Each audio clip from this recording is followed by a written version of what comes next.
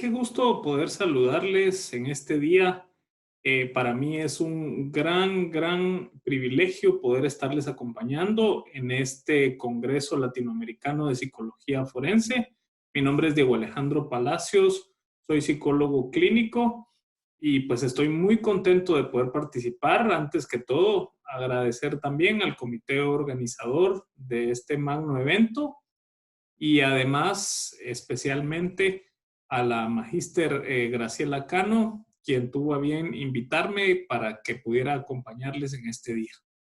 Mi intención en los próximos minutos es poder hablarles un poco de la experiencia que pues hemos vivido en mi país, Guatemala, con relación al tema de la ciberpsicología y también plantear algunas reflexiones sobre la necesidad que impera de establecer una metodología, un modelo, de establecer un protocolo que pueda orientarnos hacia poder llevar un proceso de evaluación, un proceso de entrevista y, por supuesto, de abordaje a través de la virtualidad como hoy le conocemos.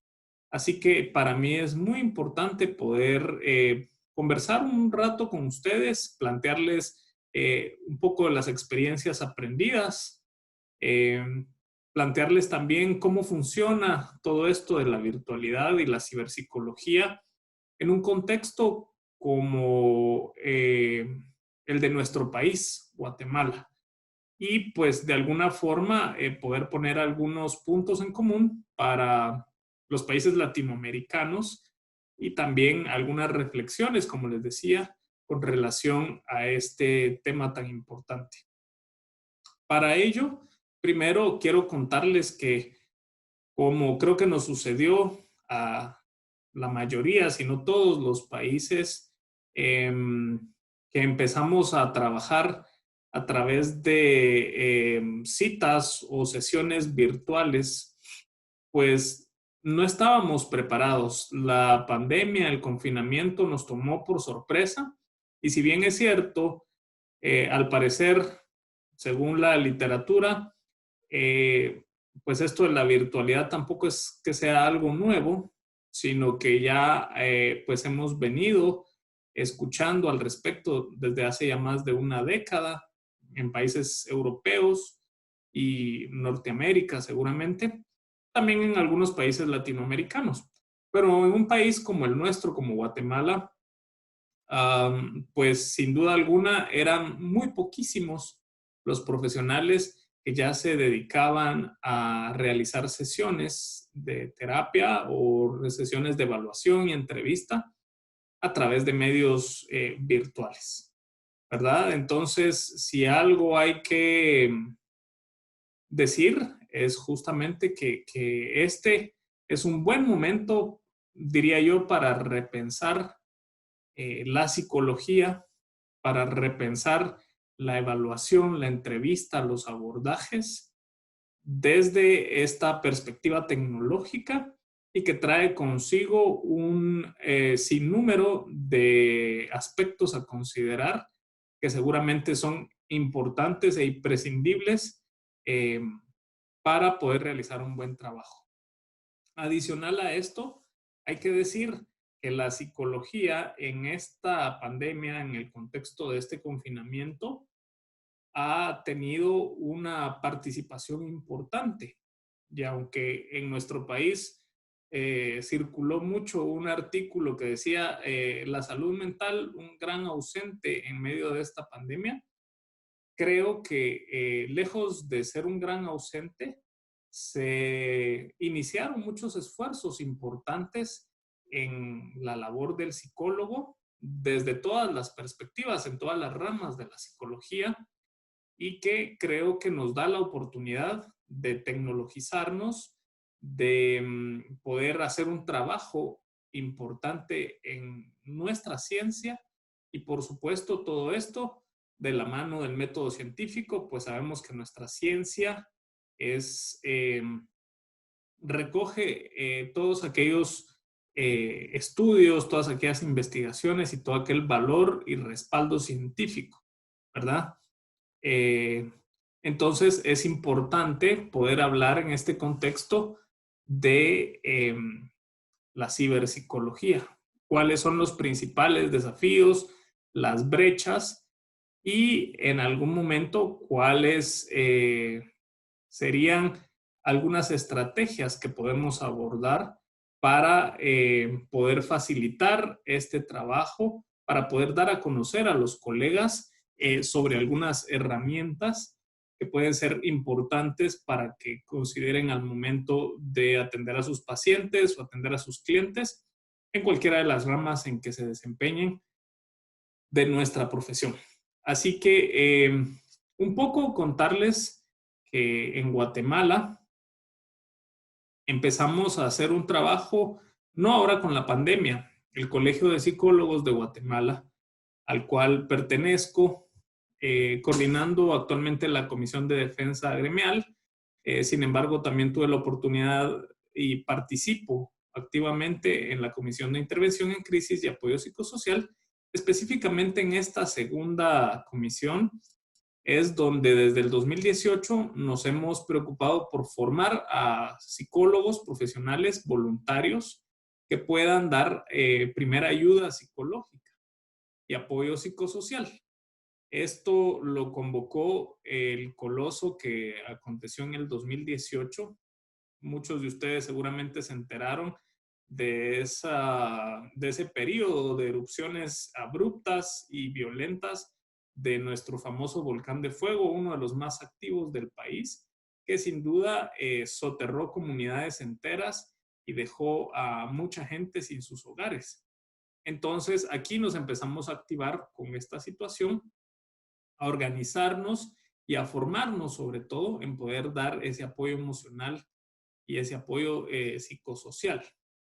De esa cuenta queda conformada la Comisión de Intervención en Crisis y cuando empieza a surgir el tema del SARS-CoV-2 por nuevo coronavirus acá en Guatemala, decidimos pues arriesgarnos, vamos a decir, de manera empírica y a la vez a ciegas, para poder apoyar a la población que estaba y que aún continúa presentando algún malestar emocional con relación a lo que ocurre, no solo con el tema del coronavirus, sino también con el tema del confinamiento que este provocó. Entonces decidimos lanzarnos en una plataforma mediante el chat, un chat que estaba amarrado a la página del Colegio de Psicólogos, lo abrimos para toda la población. Este chat funcionó alrededor de 4 meses, que fueron, digamos, los meses más crudos del inicio de la pandemia en nuestro país y pudimos atender, les digo, a alrededor de 1,750, 1,800 personas de la población de diferentes departamentos del interior de la República y pudimos darles ese apoyo emocional, ese acompañamiento, ¿verdad? Decidimos también, por no tener todo el conocimiento y no contar con un protocolo, no contar con una guía que nos llevara paso a paso en cómo poder plantear este apoyo desde la virtualidad, decidimos hacer al menos una entrevista de ingreso, vamos a decir, y una entrevista de salida, en la cual la entrevista de ingreso nos permitió recopilar algunos datos, siempre guardando la confidencialidad de los consultantes, datos como el género de las personas que consultaban, la edad, el motivo de consulta, ¿verdad? Entre los datos que en este momento tengo presentes. Y al finalizar tanto una encuesta de cómo se había sentido la persona al ser atendida por el terapeuta o el profesional que se le había asignado, si había sentido alguna mejoría y si tenía alguna inconformidad con respecto al servicio que había prestado el profesional. De esa cuenta obtuvimos datos interesantes, ya les decía, alrededor de 1,800 personas atendidas, un 62% de personas de sexo femenino y un 38% de personas de sexo masculino, comprendidas entre las edades de 18 a 65 años.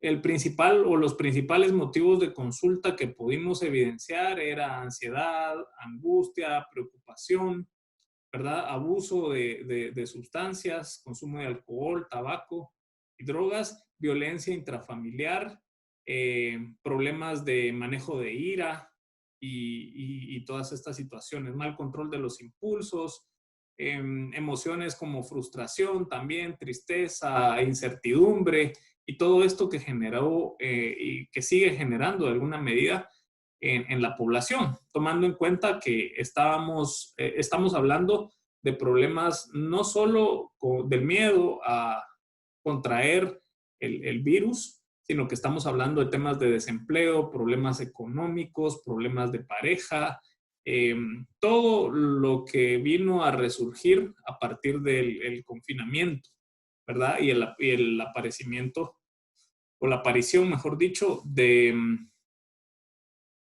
coronavirus. De esa cuenta, pues fue un buen ejercicio.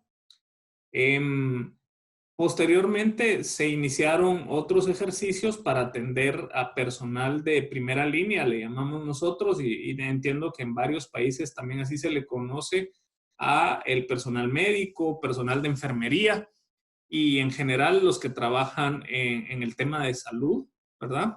También estuvimos dando acompañamiento, solo que en el caso del personal de la primera línea, el abordaje o el apoyo que brindamos era a través de Zoom, de esta plataforma, mediante la cual ellos hacían una cita, se asignaba a un psicólogo, un terapeuta y se le enviaba un enlace y podían conectarse con el terapeuta para poder hablar y tener estas sesiones de terapia, ¿verdad? Siempre dentro del marco del apoyo psicosocial y la primera ayuda psicológica, ¿verdad? No entrando propiamente a un plan psicoterapéutico y todo esto. Tuvimos el apoyo interdisciplinario de la Asociación Psiquiátrica Guatemalteca, en este caso, y de algunos otros profesionales especializados en temas como el suicidio.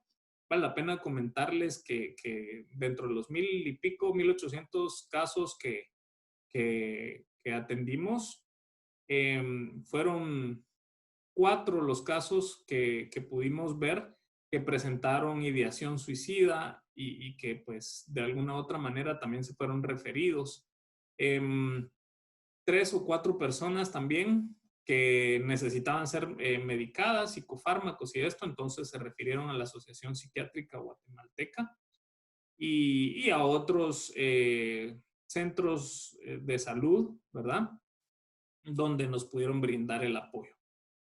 Así que fue un ejercicio bastante importante, sin embargo, nos hizo evidente la necesidad de crear una guía metodológica para la atención, no solo de las emergencias, sino también plantearnos, hey, ¿cómo lo estarán haciendo los colegas psicólogos en nuestro país? ¿Qué estarán haciendo para atender a sus pacientes?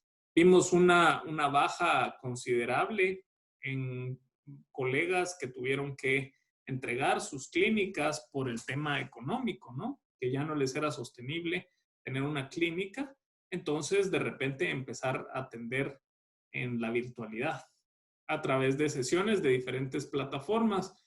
Dentro de las plataformas más utilizadas que logramos evidenciar en una encuesta que hicimos, vamos a decir que estaba el Zoom, el WhatsApp, videollamadas por WhatsApp, videollamadas por FaceTime, Skype, Google Meet, Google Duo y algunas otras plataformas, ¿verdad? Entonces, Dentro de todo esto, también vale la pena mencionar otra de las brechas importantes que surgió. Y es que quiero contarles que, digamos, nuestro país, a diferencia de, por ejemplo, lo voy a poner en comparación con España, de quienes hemos estado recibiendo alguna realimentación para poder elaborar la guía metodológica que actualmente nos encontramos realizando en el Colegio de Psicólogos. Por ejemplo, en España, el 79 o 80% de la población tiene internet, tiene acceso a internet, versus en Guatemala el 28 a 29% de la población tiene acceso a internet. Y muchos de ustedes habrán escuchado o habrán visto algún ranking en el cual aparecimos varios países de Latinoamérica. Por ejemplo, Guatemala parece tener, según el último censo, un poco más de 15 millones de habitantes y resulta que tiene el doble de móviles o teléfonos celulares de su capacidad per cápita. Es decir, parece que la mayoría de los guatemaltecos tenemos hasta 2 móviles por cabeza, pero eso no implica que tengamos mayor accesibilidad al Internet.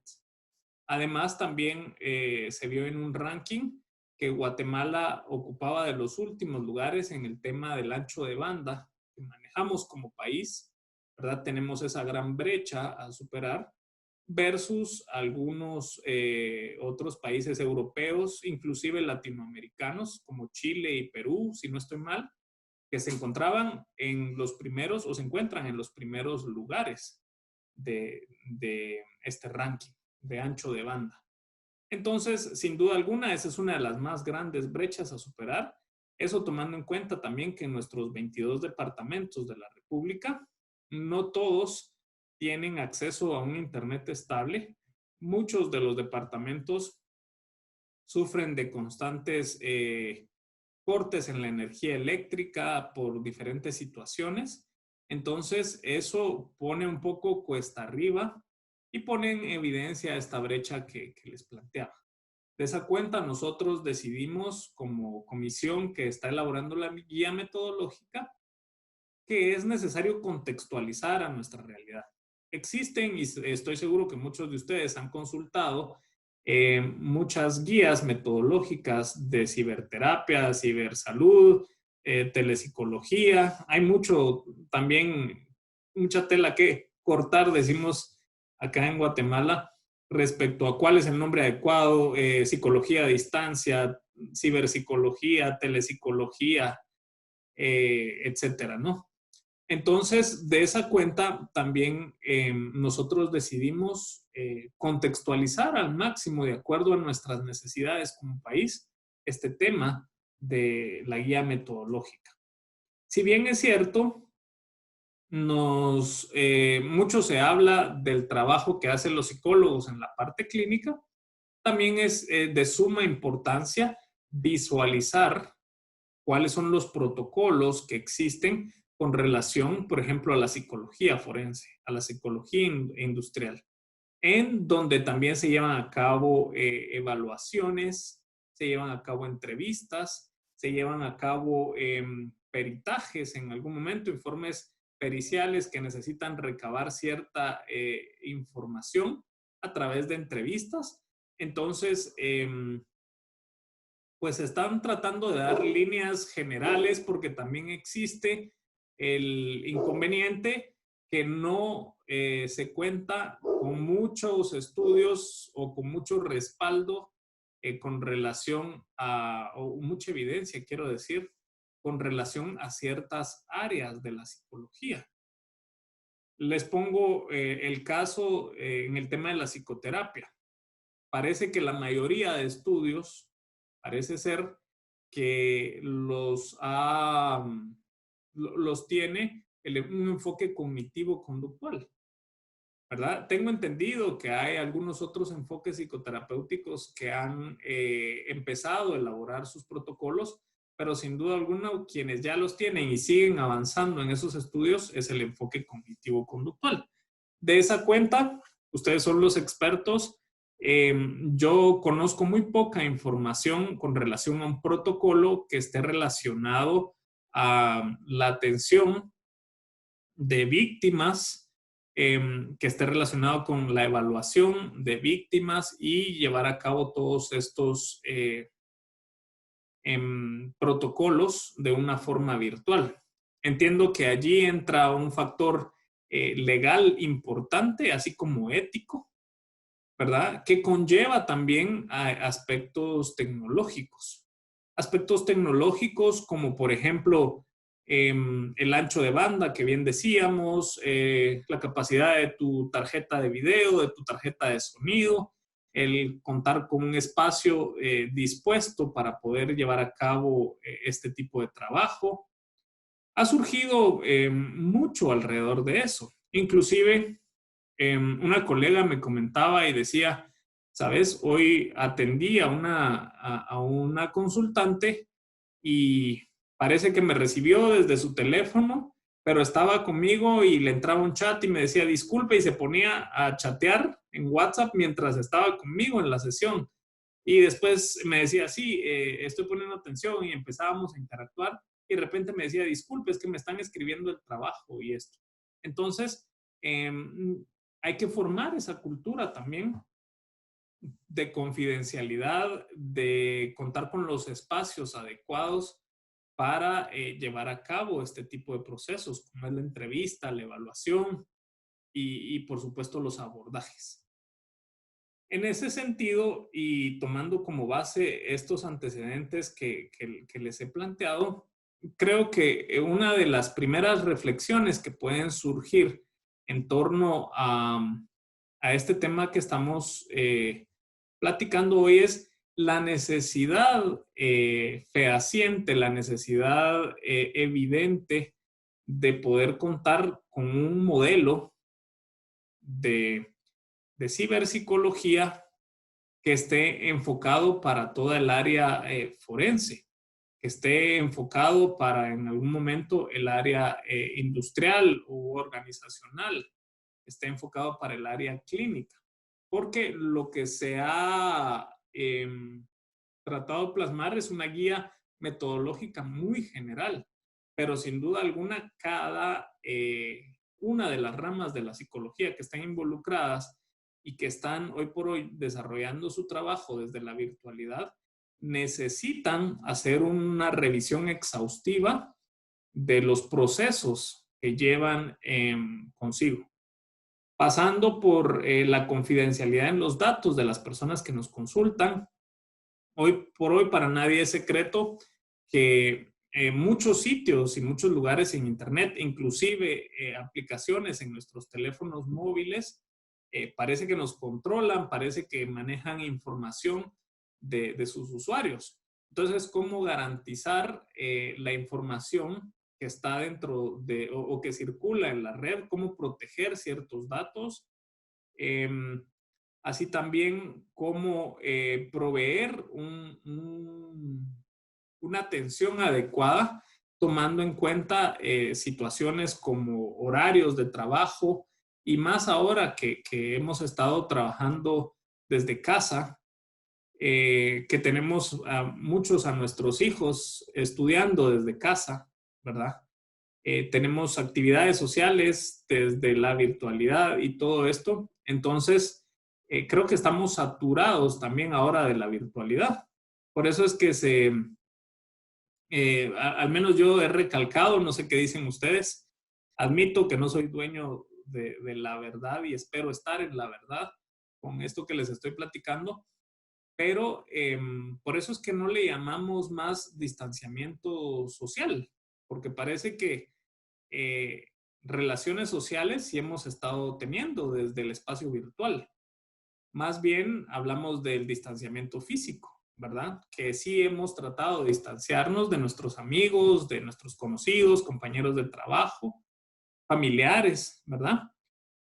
Entonces, en ese sentido, creo que la necesidad latente de poder establecer protocolos específicos que abarquen todos estos temas legales, informáticos, de situaciones propias de cada uno de nuestros países, inclusive, porque hay que decirlo, hemos llegado a considerar, inclusive recomendarle a nuestros colegas el hecho que puedan eh, también tener cuidado de la información que comparten en sus redes sociales, cuidando su marca personal y además también teniendo cuidado de la información que se filtra en las redes.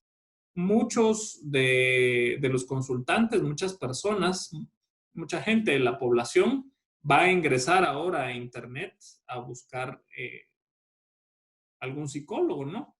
Y de repente lo primero que sale, por ejemplo, es una publicación de Facebook de su última fiesta o de el último convivio o no sé qué más. Entonces, también se ha insistido en que ahora que estamos más expuestos en la virtualidad, podamos cuidar nuestra marca personal y podamos también cuidar lo que compartimos en nuestras redes sociales. Hemos llegado hasta hacer este tipo de recomendaciones porque la virtualidad nos, pues vino con toda, ¿no? Y pues también es conveniente hacer conciencia en los colegas el que tengan cuidado de esta situación. Adicionalmente a eso, otra reflexión muy importante que surge en esto es que el trabajo del psicólogo forense, por ejemplo, que es el espacio que nos convoca hoy en este congreso, involucra muchos temas judiciales, muchos temas legales, de los cuales es importante considerar eh, hacerlo conjuntamente, no solo como los psicólogos forenses, sino tener un trabajo multidisciplinario que incluya pues los aportes de abogados, los aportes de ingenieros en sistemas, y pues, por supuesto, los jurisconsultos del tema, ¿no? Para poder tomar en cuenta y considerar todas esas minuciosidades, sobre todo porque el trabajo que se realiza desde este ámbito requiere de recabar mucha información, mucha evidencia, en dónde se almacena esa evidencia, cuál es la forma de recabarlo, cuál es la forma de resguardarlo. También, pues, la firma de los consentimientos informados, cómo elaborar un consentimiento informado que nos proteja tanto a la persona que nos consulta como a nosotros, ¿verdad? Y el trabajo que realizamos. Hablar de los métodos de pago. Eso es algo muy importante, ¿verdad? Hoy por hoy, al menos en mi caso, pues atiendo mi clínica particular, pues el hacer transferencias es lo que ha surgido, pero de alguna manera todos estos reportes que genera la parte tributaria, todos estos reportes que genera la parte de contabilidad, y esto es importante manejar. Los mismos bancos, informarles sobre estas transacciones para que en algún momento no se vea pues anómalo estas transferencias con cierta frecuencia, las cantidades, etcétera. Entonces, hay una gama de situaciones que considerar al respecto. Seguramente ustedes han escuchado mucha información enriquecedora en este congreso, y una de mis reflexiones es justamente poderlos llevar a considerar todos esos mínimos detalles que pueden en algún momento ser de mucha utilidad o que pueden generarnos algunos inconvenientes en la prestación de nuestros servicios profesionales. Entonces, creo que básicamente hablar de la necesidad que prima en elaborar un protocolo, en elaborar una guía que esté relacionada con el abordaje o que esté relacionada con la evaluación, la entrevista y todo el proceso que se lleva desde la psicología forense es muy importante. Y considerar cada una de estas alternativas, considerar cada uno de estos aspectos es definitivamente toral para poder realizar un trabajo profesional. Recuerden que ante todo, pues estamos dando una imagen hacia nuestros consultantes y lo importante es que esta imagen sea profesional. Por eso hemos insistido inclusive en dejar de utilizar aplicaciones o, digamos, sí, básicamente aplicaciones de comunicación virtual o de videoconferencias y entrar a plataformas que ya hay muchas en el mercado, plataformas que nos garanticen la seguridad de nuestra información, que nos garanticen un seguimiento. Hay plataformas, yo les puedo mencionar más de alguna, pero no quiero hacer publicidad acá, así que tengo conocimiento y la plataforma que hoy por hoy utilizo tiene inclusive un espacio para la evaluación, tiene algunos tests que están validados, estandarizados y que yo se los puedo asignar a mis consultantes para que ellos los puedan realizar desde una aplicación de celular. También con esto es importante que yo les mencione no solo que hay una parte para hacer la evaluación, sino una parte para hacer una entrevista exhaustiva. Yo le puedo habilitar campos adicionales a los que ya trae por default la plataforma, un seguimiento de mis citas, de mis horarios, de mis pacientes, notificación a sus móviles con relación a cuándo tenemos la siguiente sesión o la siguiente consulta, ejercicios y tareas que se pueden hacer dentro de la plataforma, así como contar con todo un file, ¿verdad? De evolución, fichas de evolución eh, para nuestros consultantes. Entonces, otra de las reflexiones es, sí, definitivamente, migrar de una vez por todas a una plataforma segura, a una plataforma que nos permita la seguridad de nuestra información y de nuestros clientes, de nuestros consultantes y, por supuesto, nuestra propia seguridad. Para ir un poco finalizando, creo que les decía, todo esto de la pandemia nos tomó por sorpresa a todo el mundo y de una u otra manera nos hemos ido adaptando a lo que nos está presentando el día a día en cuanto a la tecnología. Pero un aspecto que a mí sí me gustaría recalcar dentro de estas reflexiones es la formación. Es importante y a nosotros nos hacían el comentario y nos decían, bueno, al menos Guatemala, decía el instructor español, decía, al menos Guatemala se está formando antes de crear su guía metodológica, ¿verdad? Porque otros países ha sido así como que vamos a lanzarnos con lo que hay, con lo que tenemos y no nos hemos formado al respecto.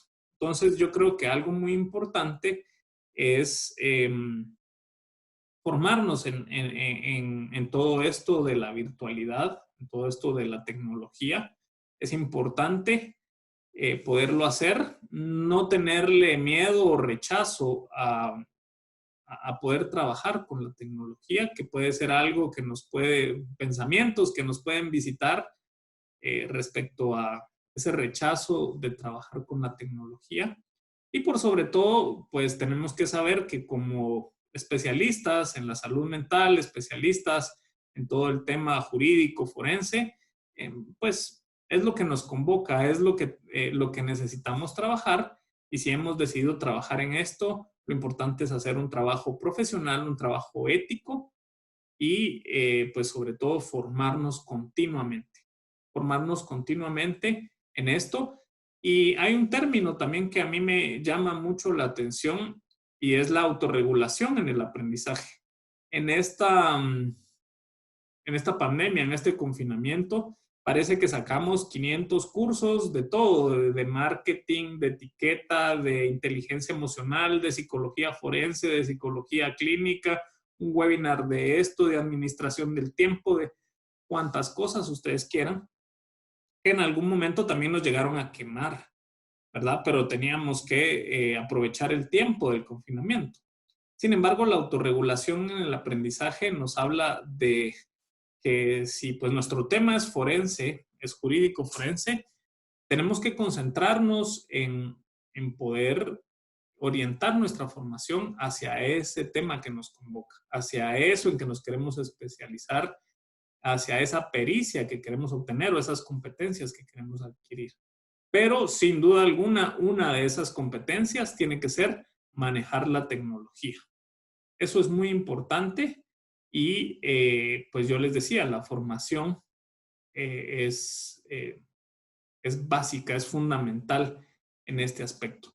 Adicional de otros temas, como ya mencionábamos, la parte de nuestros honorarios, la parte de manejar esa psicoeducación con nuestros consultantes, las personas o nuestros clientes, ponernos de acuerdo en ese trabajo multidisciplinario para poder hacer o para poder abarcar todos los frentes que nos convocan en un trabajo como el nuestro y sin duda alguna dejar sobre la mesa que se vienen más desafíos y ahora he estado viendo inclusive aplicaciones de realidad virtual y otras cosas y creo que vamos hacia evolucionar muchísimo más en los temas tecnológicos, así que no nos podemos quedar atrás. Como dice uno de nuestro libro sagrado maya, el Popol Vuh, que nadie se quede atrás, que todos se levanten y que sigamos adelante, ¿verdad? Entonces, pues básicamente era un poco compartirles esa experiencia, reflexionar sobre la necesidad que tenemos de hacer más allá de una guía básica o un protocolo o una guía metodológica básica, poder también buscar todos esos aspectos específicos de nuestra especialidad.